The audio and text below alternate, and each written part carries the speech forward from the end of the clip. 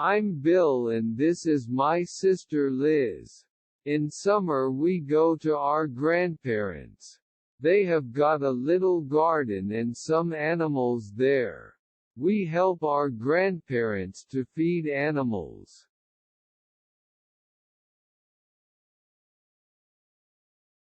There are some ducks, geese and a goat.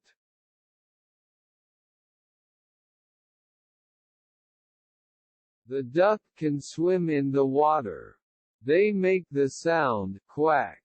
They are funny.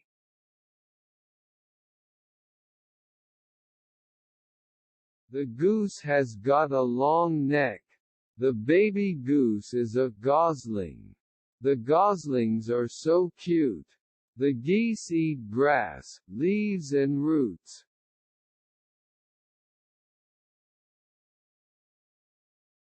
The goat gives milk. My grandfather makes tasty cheese from goat's milk. Sometimes I drink goat's milk. It is very healthy.